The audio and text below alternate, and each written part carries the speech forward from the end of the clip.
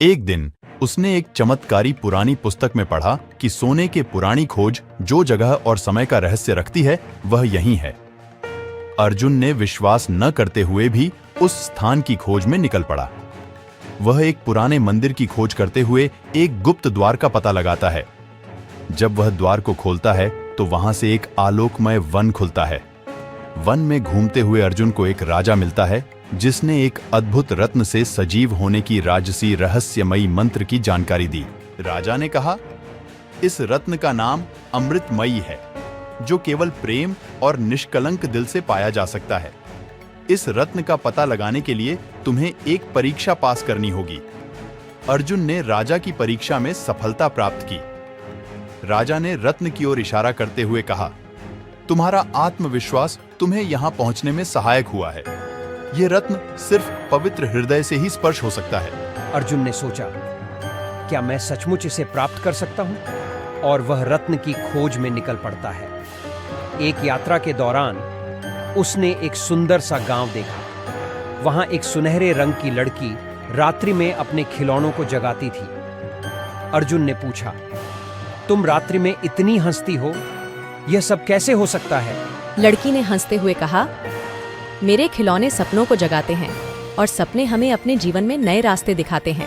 अर्जुन ने समझा कि यही वह मंत्र है जिससे वह रत्न प्राप्त कर सकता है। उसने लड़की से मंत्र का सीखने का आग्रह किया। लड़की ने रात्रि में उसे एक प्राचीन मंत्र सिखाया जिससे सपनों को हकीकत में बदला जा सकता था। अर्जुन ने मंत्र को सीख लिया और उसने रात्रि में अपने सपनों को जागृत किया। वह सपने में एक सुंदर राजकुमारी से मिला जो भी उसे देखकर मुस्कुराती रहती थी। अर्जुन ने राजकुमारी से पूछा, तुम कौन हो? राजकुमारी ने कहा, मैं तुम्हारे सपने की साकार रूप हूं और तुम्हारे दिल की प्रतीति हूं। अर्जुन का दिल धड़क उठा क्योंकि यह सचमुच एक रहस्यमय सपना था। राजकुमारी ने उससे कहा, तुम्हारी साहसी बातचीत ने मेरे दिल को छू लिया है। अब तुम्हें यह मिला है कि रत्न सिर्फ प्रेम से ही नहीं बल्कि आत्मविश्वास से भी प्राप्त होता है।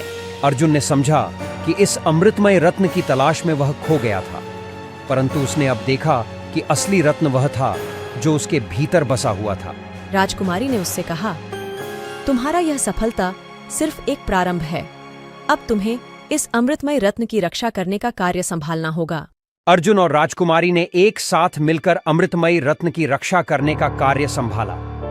उन्होंने गांव को एक नए सफलता की ऊंचाइयों तक पहुंचाया और उसी दिन से गांव वालों ने अर्जुन को प्रेम पुरुष कहना शुरू किया क्योंकि उसका प्रेम और साहस ने सभी को प्रेरित किया था। इस कहानी से हमें यह सीखने को मिलता है कि हमारी सफलता हमारे अंदर है, बस हमें उसे पहचानने की आवश्यकता है।